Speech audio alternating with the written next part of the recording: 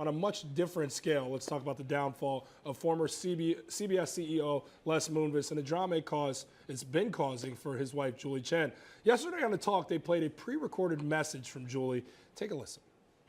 I have been at The Talk since the day it started 9 years ago, and the cast, crew, and staff have become family to me over the years. But right now, I need to spend more time at home with my husband and our young son. So I've decided to leave The Talk. To everyone behind the scenes, I send you my love. I will miss you all very, very much. I love you all, and I know this show and the sisterhood it stands for will live on for many, many, many more years to come. Powerful oh my stuff there. gosh, Yeah. I got chills.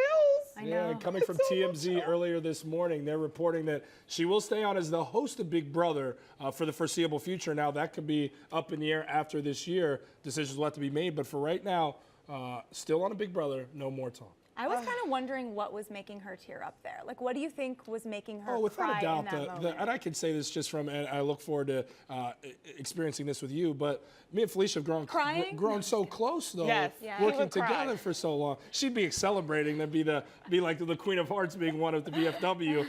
But no, you grow so close to those people you share the desk with, and you share personal stories, and that bond becomes a very close, tight one. And I think for Julie, I'm sure that's where the emotion came out, but also just probably having to stay. And again, unfairly, all the pressure falls on the woman to keep the household up from what Les did.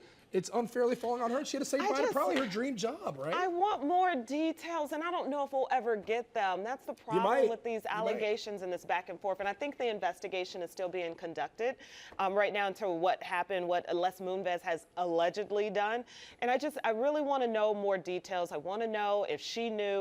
I'm not sure if we'll ever get these details, but it's just tough to, I guess, to connect, because it's like, well, are you innocent or are you guilty? Like, how should we feel? I think what she was smart about is knowing the moment to walk away from this. So people are still interested in it, even if they didn't necessarily follow Julie Chen before this. I think they're very curious to see where she's going to go next, and so hopefully, she still has a break. So you don't think this is this is not the last of Julie Chen, in your opinion? I don't think it's the last of her. I mean, we'll at least be seeing her on Big Brother. I'm going to say what nobody wants to say here is that Julie Chen was the weakest link on the show. I just think that and when I would watch in years past, I'd think, how does she fit? Oh, her husband's the boss. I don't know after this if there's a job that awaits her down the road. I don't know if she has that kind of star power. Joy Behar, when she left The View, she went on and took on her own show. Like, some people have that it quality.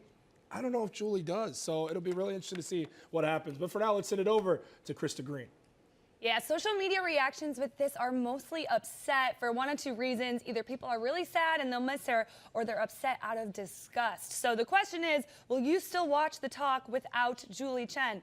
Weigh in on our daily poll on Facebook and Twitter. Vote yes or no with these emojis. Chime in with what you think. Right move, wrong move. Leave it all in the comments. We'll be checking in. Back to you guys. Thank you very much, Chris. All right, if you're a millennial and you're looking to find some millennial friends, some millennial real estate, well, come on over to the West Loop. Why? Well, because according to rentcafe.com, the 60661 has more millennials, and those are people born between the years of 1981 and 1996. There are more in the West Loop than any other zip code in the entire country. So what Not does the that state. tell? We've got the best avocado toast. Everybody's going to be meeting on dating apps. Everyone's going to be working remotely and changing the world, because that's what millennials do, right? Yeah. No, I love your excitement, though. So we talked about this.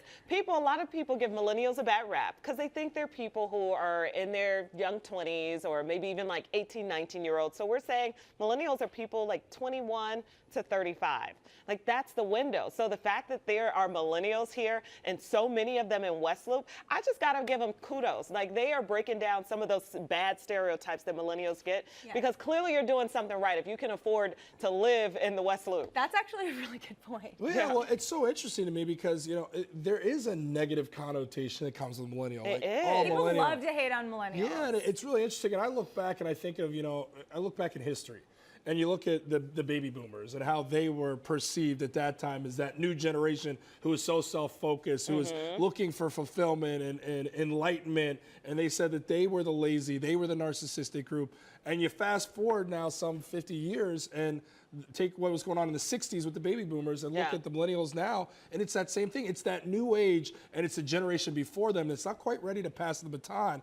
So you've got these millennials who feel like all these people above them are holding on to these jobs that they can't get, and they can't have that life, so they're frowned upon, and it's this friction when it should be embraced. It's a new age, and it's going to be the generation that carries us through here. Well, you always have to remember, like, this is what older people hate on younger people. Like, Always. That's just kind of how it goes. We'll be doing the same things when we hit 60 and 70 years Yeah, old. we're like kids these days. Absolutely.